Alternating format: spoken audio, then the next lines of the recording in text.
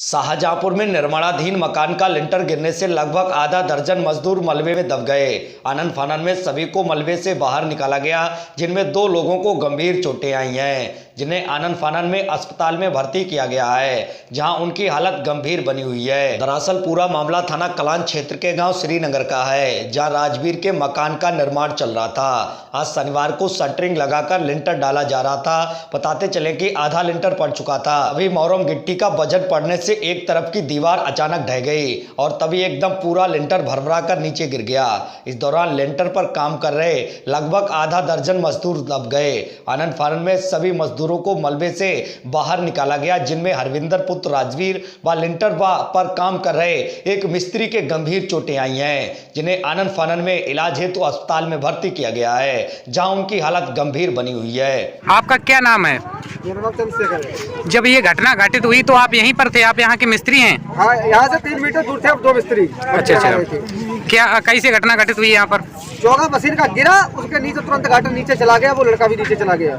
अच्छा। कितने लोगों की चोटें आई इसके बारे में जानकारी? 2 लोगों की चोटें आई हैं। तसला भर रहे थे वहीं पे। अच्छा। उत्तर प्रदेश में बढ़ते गौवंश से सरकार भले ही खुश हो, लेकिन किसानों का जो हाल है वह किसी से छुपा नहीं है। आवारा गौवंशों ने किसानों की रात की नींदों को उड़ा के रख दिया है। वहीं आज शाहजहांपुर की तहसील कलान में तहसील समाधान दिवस में बाराकला क्षेत्र के ग्राम पंचायत सैदापुर के लगभग 2 दर्जन ग्रामीणों ने आवारा गौवंशों की समस्या व गाँव में गौशाला बनवाने की मांग को लेकर उप जिलाधिकारी कलान दुर्गेश यादव को ज्ञापन सौंपा है। ग्रामीणों का कहना है कि छुट्टा गौवंश के आतंक से अपनी फसल की रात दिन रखवाली करने के बावजूद भी फसल को बचाना मुश्किल पड़ रहा है। हाड़ कपाने वाली सर्दी में हम खुले आसमान के नीचे रात भर जागकर अपनी फसलों की रखवाली कर रहे हैं। ग्रामीणों का यह भी कहना है कि ग्राम पंचायत सैदापुर रामपुरा ताल्लुक बाराकला विकासखंड कलान में लगभग 500 बीघा खाली बंजर भूमि पड़ी है। खाली पड़ी भूमि में गौशाला का निर्माण हो जाए तो हम लोगों को छुट्टा गौवंश के आतंक से निजात मिल जाएगी और हम भी चैन की नींद सो सकेंगे। उन्होंने एसडीएम को ज्ञापन सौंपकर प्रशासन से गौशाला बनवाने की मांग की है। इस मौके पर सूरजपाल, सुरेंद्र सिंह, आशीष, शेर सिंह, धर्मपाल, रतनपाल, देवेंद्र आदि ग्रामीण मौजूद रहे।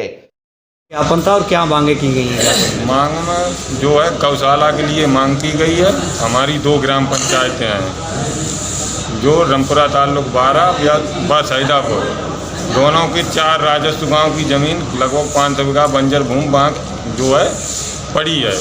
उसी बंजर भूमि में लगभग 150 गाय रहती है, जबकि 2 ग्राम पंचायत में कोई भी गौशाला नहीं है। गौशाला बनवाने के लिए अपील की है। क्या आश्वासन दिया गया है? आश्वासन दिया है कि ज़मीन दिखाएंगे। देखते हैं। मेन मांग है हमारे जो मतलब ज़मीन है उसमें गाय, आवारा जो गाय हैं उनका इतना ज़बरदस्त प्रकोप है कि हम लोग पूरी रात मतलब जो है रखाते हैं, फिर भी जो है कई खेत ऐसे हैं जो कि गाय ने बिल्कुल मतलब चुंग लिए हैं और वो सारे खेत जो है मतलब लोगों ने छोड़ दिए, उनकी भराई करना छोड़ दिया। तो जो खेत बचे हैं अगर वो भी उजड़ जाएंगे तो हमारे क्या बच्चे खाएंगे, क्या हम लोग आगे का विकास करेंगे? रिश्तेदारी में जाना, शादी ब्याह करना हम लोग कैसे करेंगे? तो आज का जो ज्ञापन दिया है किन मांगों को लेकर दिया, क्या मांग की है? मांग ये है कि सरकार से हमारी ये मांग है कि सरकार जो है हमारे क्षेत्र की जो गाय हैं, आवारा गाय, इनको जो है मतलब पकड़वाए और पकड़वाने के बाद कहीं मतलब इनको जो है एडजस्ट करे या इनकी हमारी ग्राम पंचायत में जो है व्यवस्था करे, उसकी गौशाला बनवा करे, हमारी ग्राम पंचायत में व्यवस्था करे। बदायूं जनपद के ब्लॉक उसावा की उसावा देहात ग्राम पंचायत के मजरा रसूलपुर के प्राथमिक विद्यालय का एडी बेसिक बरेली मंडल बरेली गिरवर सिंह ने निरीक्षण किया। इस दौरान उन्होंने विद्यालय की सभी व्यवस्थाएं अच्छी बताई। आपको बता दें कि शिक्षा विभाग के एडी बेसिक बरेली मंडल बरेली गिरवर सिंह आज शनिवार को उसावा पहुंचे, जहां उन्होंने उसावा देहात ग्राम पंचायत के मजरा रसूलपुर के प्राथमिक विद्यालय का निरीक्षण किया। जनवरी माह में चल रही निपुण भारत योजना के तहत किस लक्ष्य पर विद्यालय पहुंचे हैं यही जानने पहुंचे थे। इसी के तहत एडी बेसिक गिरवर सिंह ने कक्षा 1 से लेकर 3 तक के बच्चों से ब्लैक बोर्ड पर लिखवाकर व किताबों से संबंधित कई सवाल पूछे। इसके बाद विद्यालय परिसर को देखा, साथ ही मिड डे मील सफाई व्यवस्थाओं को देखा जहां उन्हें सब कुछ ठीक ठाक मिला। उन्होंने निपुण भारत लक्ष्य को लेकर बताया कि अच्छा रिस्पॉन्स मिल रहा है। वहीं उन्होंने अध्यापकों को निर्देशित किया कि थोड़ी मेहनत और करो। दौरान विद्यालय के सभी अध्यापक पुनीत कुमार, संजीव कुमार, गजराम प्रसाद, विशेष शिक्षक ज्ञानेंद्र आदि मौजूद रहे। बाबा देहात फर्स्ट में आए हैं, उस सभा ब्लॉक में आपने क्या निरीक्षण किया है? हम कक्षा 3 को विशेष रूप से जो कक्षा 1 से 3 तक है जी 4, 5 इसमें देख रहे हैं बच्चों को, क्योंकि अब जनवरी चल रही है जी और बच्चों को जो निपुण भारत है उसमें जो निपुण लक्ष्य की तालिका है उसमें हम ये देख रहे हैं कि बच्चों में कहाँ तक इनमें जो है लक्ष्य को हासिल किया जी। और हम कई स्कूलों में गए हैं तो अच्छा रेस्पॉन्स मिल रहा है जी। थोड़ा यहाँ पे अभी इनको चेताया गया है टीचरों को और ये मेहनत करेंगे टीचर। जी सर, इसमें स्कूल में क्या कमियां लगी आपको? कमियाँ कुछ नहीं है, मिड डे मील ठीक बन रहा है, अच्छी क्वालिटी का है जी। और यहाँ पे विद्यालय का भौतिक वातावरण भी ठीक है, यहाँ का अच्छी बिल्डिंग है तो विद्यालय में ऐसी कोई कमी नहीं है। शाहजहाँपुर जिले के मिर्जापुर क्षेत्र में आज मौनी अमावस्या के पर्व पर ढाईघाट गंगा तट पर भारी संख्या में श्रद्धालुओं व कल्पवासियों ने गंगा मैया में आस्था की डुबकी लगाई। श्रद्धालुओं व कल्पवासियों ने गंगा तट पर पूजा अर्चना के साथ गंगा पुरोहितों को दान पुण्य भी किया। आपको बता दें कि माघ मास की अमावस्या को मौनी अमावस्या के नाम से जाना जाता है। शास्त्रों के अनुसार माघ माह में पवित्र नदियों में स्नान और धर्म स्थलों पर पूजा करने का काफी महत्व है। वहीं आज शनिवार को श्रद्धालुओं व कल्पवासियों ने ब्रह्म मुहूर्त में गंगा स्नान करना आरंभ किया। ठंड के बावजूद भी श्रद्धालुओं ने आस्था के साथ ढाईघाट गंगा तट पर स्नान किया। इसके बाद गंगा तट पर पुरोहितों से भगवान सत्यनारायण की कथा सुनी। गंगा तट पर पूजा अर्चना कर दान पुण्य भी किया। वहीं काफी भक्तों ने मौन व्रत रखकर गंगा तट पर पूजा अर्चना की। गंगा स्नान करने के बाद महिलाओं ने मेले में जमकर खरीदारी की। वहीं बच्चों ने चाट पकौड़े व झूले का आनंद भी लिया। क्या नाम है आपका? दीप्ति गुप्ता। कहाँ से आई हुई हैं? हम लोग कुआएं से आए हैं। आज मौनी अमावस्या है और क्या कुछ कहना चाहेंगे? आखिर आपने ढाईघाट को ही क्यों चुना है? क्योंकि यहाँ अच्छा लगता है, हर साल आते हैं हम लोग, बहुत बढ़िया लगता है। क्या कुछ कहना चाहेंगे और क्या मान्यता है यहाँ की?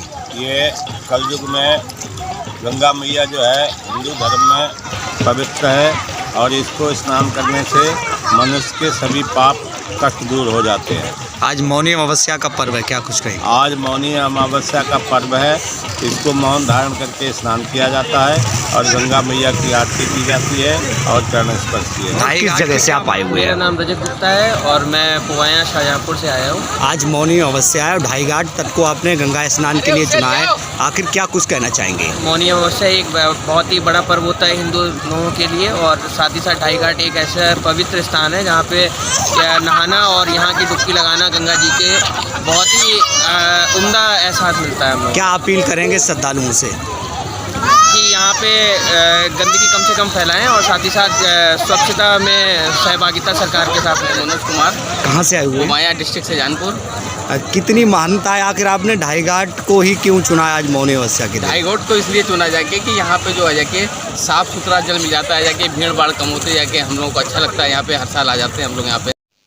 उत्तर प्रदेश के शाहजहाँपुर में जिला पंचायत अध्यक्ष ममता यादव के ससुर व पूर्व जिला पंचायत अध्यक्ष वीरेंद्र पाल सिंह यादव पर साइबर सेल प्रभारी नीरज सिंह ने पिस्टल तान दी। आरोप है कि बकाया 1.5 लाख रुपए का तगादा करने पर नीरज सिंह ने उनके आवास पर जाकर न सिर्फ अभद्रता की बल्कि पिस्टल तानते हुए जान से मारने की धमकी दी।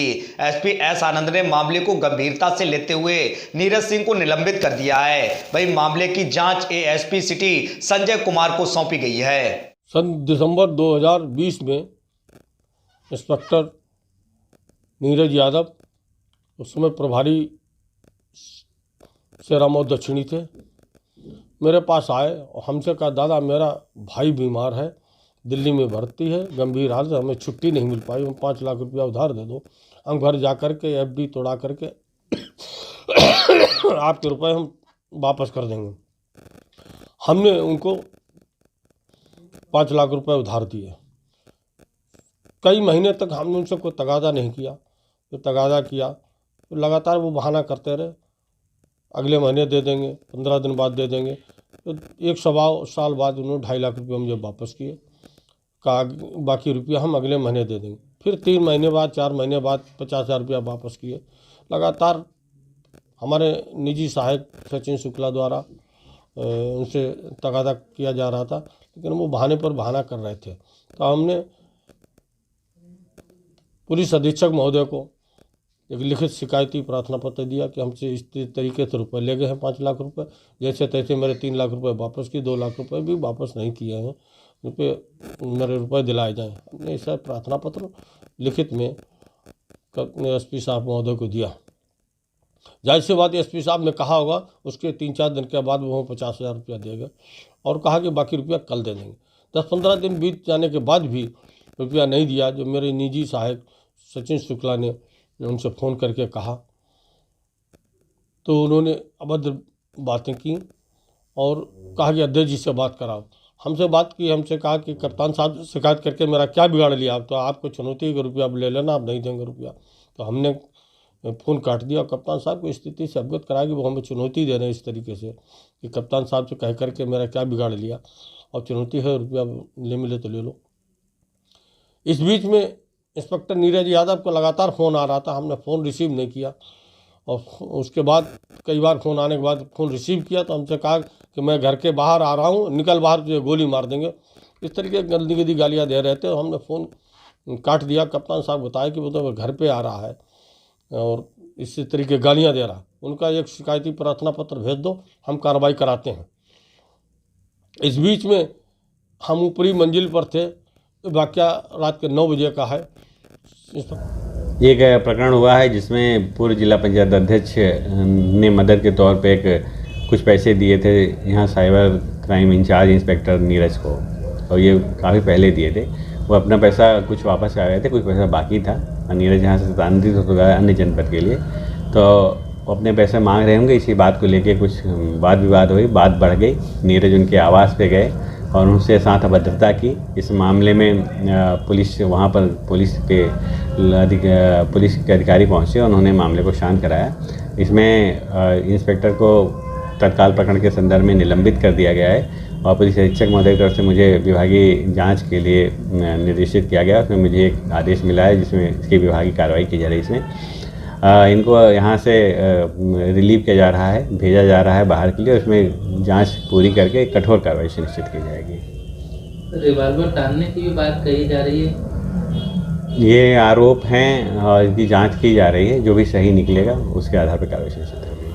बागेश्वर धाम के पीठाधीश्वर पंडित धीरेन्द्र कृष्ण शास्त्री इन दिनों मीडिया की सुर्खियों में हैं। दरअसल अंधश्रद्धा निर्मूलन समिति ने उन पर जादू टोना करने का आरोप लगाया है। इन आरोपों को खारिज करते हुए धीरेन्द्र कृष्ण शास्त्री ने कहा है कि कुछ सनातन पर हमला करने के लिए कई तरह के अब षड्यंत्र रचे जा रहे हैं। पंडित धीरेन्द्र कृष्ण शास्त्री ने एक वीडियो जारी कर कहा है कि हम अभी डिग जाएंगे तो मुर्दा हो जाएंगे। उनके द्वारा शेयर किए गए वीडियो पर सोशल मीडिया यूजर्स ने कई तरह के कमेंट भी किए हैं। तो आप भी देखिए पंडित धीरेन्द्र कृष्ण शास्त्री के द्वारा शेयर किए गए इस वीडियो के लिए।